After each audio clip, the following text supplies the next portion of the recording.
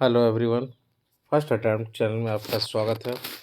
आज हम लोग बात करेंगे नया टॉपिक पर जो काफ़ी इम्पोर्टेंट टॉपिक है। और कोई भी एग्ज़ाम हो, कोई भी पीसीएस हो, इस टॉपिक से आपके सवाल काफ़ी हमेशा बनते हैं। केंद्रीय बजट हो या फिर आर्थिक सर्वेक्षण हो, इकोनॉमिक सर्वे, तो यह ऐसा टॉपिक है जहाँ से सवाल आपके बनना एकदम श्योर है।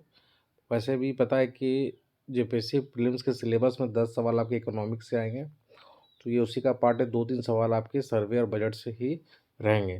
तो ये छोटा सा वीडियो रहेगा। अगर बेसिक सवाल आता है तो यहाँ से सवाल आपके बाहर नहीं जाएंगे और यहाँ से कवर हो जाएंगे। तो अगर आप कुछ भी पढ़ रहे हैं तो इसको ज़रूर सुन लीजिए। छोटा सा वीडियो रहेगा ये 10 मिनट के आसपास का, और ये वीडियो आपके लिए काफ़ी इंपॉर्टेंट साबित होने वाला है। इसी तरह एक नया वीडियो फिर आएगा सर्वे का। अगर इसका रेस्पॉन्स सही आया तो एक छोटा सा वीडियो मैं फिर बनाऊँगा। तो केंद्रीय बजट देखते हैं इसको।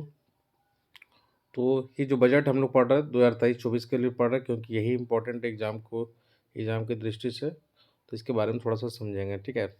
ये जो बजट पेश किया गया था कितना करोड़ का, पहला सवाल तो ये बनेगा आपको 45.03 लाख करोड़ रुपए, ये याद रख लेना है आपको, ठीक है। 1 फरवरी 2023 को कितना, तो 45.03 लाख करोड़ रुपया, ये पॉइंट याद रखना है आपको, ठीक है। आर्थिक दृष्टि से 7% होने का अनुमान लगाया गया है, तो ये भी बात ध्यान में रखना है। पीएम गरीब कल्याण अन्न योजना कब से लागू हुआ? पीएम गरीब कल्याण अन्न योजना 1 जनवरी 2023 से लागू हुआ, ठीक है। तो इस बात को भी ध्यान में रखिएगा। डायरेक्ट सवाल पूछ लिया जाता है कभी कभी योजना से रिलेटेड, तो पुराना योजना, नया योजना, सबको इम्पोर्टेंट है। विगत 9 वर्षों में प्रति व्यक्ति आय दोगुनी से भी अधिक होकर 1.7 लाख रुपए हो गए। तो ये भी फैक्ट इम्पोर्टेंट याद रखना है कि जो प्रति व्यक्ति आय है दोगुनी से लेकर 9 गुना, 9 गुना, 9 वर्षों में कितना हो गया, तो प्रति व्यक्ति आय दोगुनी से अधिक होकर 1.97 लाख रुपए हो गई, ठीक है। तो इस फैक्ट को भी आपको ध्यान में रखना है। विश्व की 5वीं सबसे बड़ी अर्थव्यवस्था बन गई, काफ़ी इंपॉर्टेंट फैक्ट है ये सवाल पूछा जा सकता है आपको, तो ये भी आपको ध्यान में रखना है। बजट में 7 प्राथमिकता थी।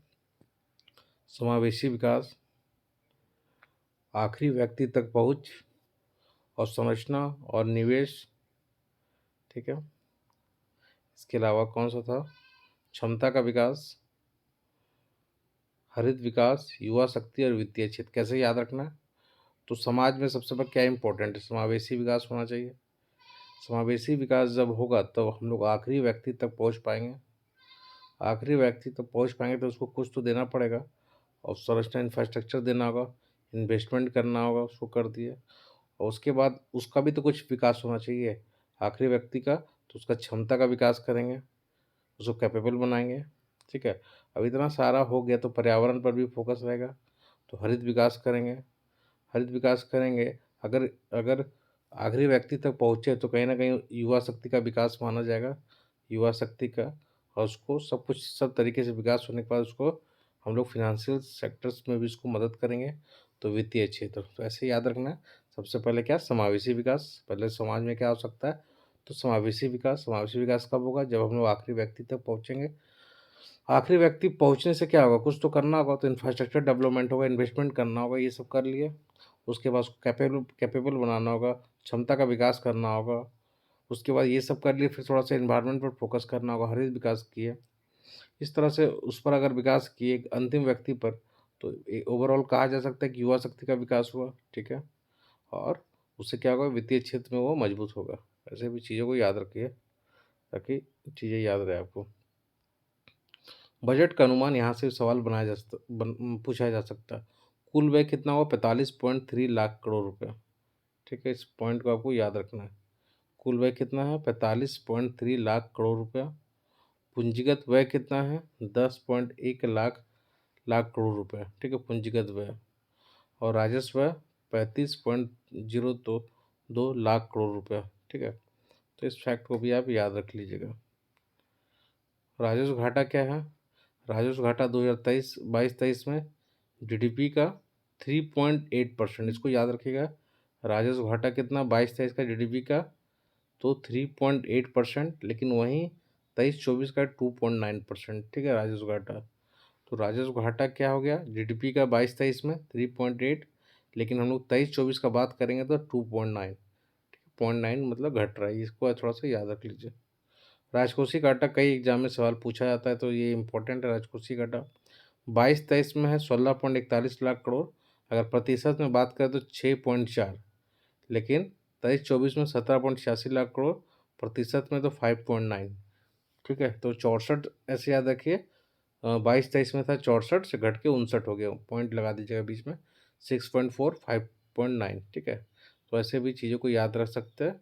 और फिर से मैं रिपीट कर दे रहा हूँ ताकि याद रहे आपका। राजस्व घाटा अगर बात किया जाए तो 22-23 में तो देखिए दोनों आपको घट रहा है, ये 9 से घट रहा है, ये 5 से घट रहा है।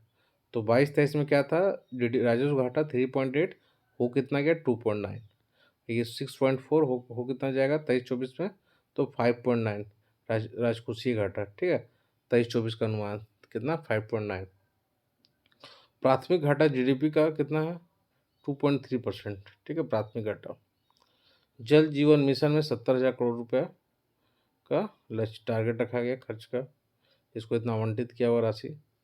वर्ष 2023-24 में भारतीय अर्थव्यवस्था में 7% बढ़ने का अनुमान है। 23-24 में कितना बढ़ने का अनुमान है, तो 7% से। प्रति व्यक्ति आय दोगुनी से अधिक बढ़कर कितना हो गया, तो मैंने बताया 1.97 लाख रुपए। भारतीय व्यवस्था सबसे 5 बड़ी अर्थव्यवस्था में से एक, पॉइंट इंपॉर्टेंट है। राजकोषीय, ये काफ़ी इंपॉर्टेंट फैक्ट है, ये ऐसे सवाल बन सकता है। 2025-26 में राजकोषीय घाटा को कितने परसेंट नीचे लाने का अनुमान है, तो 4.5% नीचे लाया जाएगा। ठीक है, राजकोषीय घाटा को कितना 4.5% से नीचे कब 2025-26 में 4.5% से नीचे लाया जाएगा, लक्ष्य रखा गया कब का 2025-26। Important factor. कृषि त्वरक कोष कृषि स्टार्टअप को प्रोत्साहित करेगा। ठीक है, ये भी फैक्ट आप याद रख सकते हो। आत्मनिर्भर स्वच्छ संयंत्र कार्यक्रम, इसमें अमाउंट कितना दिया हुआ, तो 2000 ठीक है करोड़ बागवानी फसल के लिए। 2000 या 2200, थोड़ा सा हमको भी कन्फ्यूज हो रहा है, जैसा इसको आप इसमें कमेंट करके बताइएगा। प्रधानमंत्री विश्वकर्मा कौशल सम्मान पारंपरिक कौशल एवं शिल्पकार के लिए। ठीक है, तो ये भी याद रखना है कि जो विश्वकर्मा कौशल सम्मान किसके लिए है, तो जो पारंपरिक है कौशल एवं शिल्पकार है उनका ट्रेनिंग के लिए है, पता होना चाहिए आपको। पीएम प्रणाम, ये काफ़ी इंपॉर्टेंट है, सवाल इस टाइप से बन सकता है। पीएम प्रणाम किससे संबंध है, तो वैकल्पिक उर्वरक के लिए, रासायनिक उर्वरक को संतुलित उपयोग को बढ़ावा देने के लिए। काफ़ी इंपॉर्टेंट सवाल है, पीएम प्रणाम याद कर लीजिएगा, पूछा जा सकता है, कई एग्जाम में पूछा भी गया आपको। मिष्टी क्या है, मिष्टी मैंने कहीं देखा है, कोई एग्जाम में पूछा भी गया हाल फिलहाल कोई पीसीएस में, तो मिष्टी याद होना चाहिए, मैंग्रोव से रिलेटेड है। तटीय क्षेत्र पर, तटीय रेखा पर मैंग्रोव पौधारोपण से रिलेटेड है मिष्टी, काफ़ी इंपॉर्टेंट है, बस इसको इतना याद रख लिया, सवाल यही पूछा जाएगा आपसे। गोवर्धन स्कीम 500 नए संयंत्र की बात की गई है। कर टैक्स 7 लाख रुपए तक आय वाले व्यक्ति को कर से छूट है, तो ये बात भी पता होना चाहिए। विदेश व्यापार नीति 2023 में 2030 तक $2 ट्रिलियन का लक्ष्य रखा गया, काफ़ी इंपॉर्टेंट है। 2023 का नीति है विदेश व्यापार, उसमें क्या लक्ष्य रखा गया कि 2030 तक $2 ट्रिलियन का लक्ष्य रखा गया, इसको याद कर लीजिएगा, डायरेक्ट सवाल बन जाएगा। भारत का पहला 3D प्रिंटेड ढाकर बेंगलुरु। ठीक है, इंपॉर्टेंट फैक्ट है, याद होना चाहिए क्योंकि इसमें दिया हुआ है। कुछ सवाल यहाँ से भी बनते हैं। चावल का फर्स्ट कौन है, तो पश्चिम बंगाल। गेहूं में फर्स्ट कौन है, तो यूपी। मक्का कर्नाटक, मूंगफली गुजरात। ये 4 फैक्ट कम से कम याद कर लीजिएगा, बाकी याद करने के लिए तो बहुत कुछ है, लेकिन इतना तो याद होना चाहिए। आयात की दृष्टि से 2021-22 में चीन टॉप से टॉप, यहाँ से हम लोग सबसे ज़्यादा मंगाते हैं, फिर यूएई, फिर अमेरिका। लेकिन निर्यात कहाँ करते हैं, अमेरिका, फिर संयुक्त अमीरात, फिर चीन। ठीक है, तो इस बात को याद रखिए। भारत से क्या भी इंपॉर्टेंट फैक्ट है, प्राचीन पांडुलिपि का डिजिटलीकरण। ठीक है, डिजिट डिजिटलीकरण। ठीक है, डिजिटलीकरण याद रखिएगा। ठीक है, भारत से पांडुलिपि 740 एकलव्य मॉडल आवासीय विद्यालय अगले 3 वर्षों में लक्ष्य रखा गया। तो इस प्रकार से एक छोटा सा वीडियो था, और सवाल है कि अगर बेसिक सवाल है आपके बजट से, तो इस यहाँ से कंप्लीट हो जाना चाहिए था।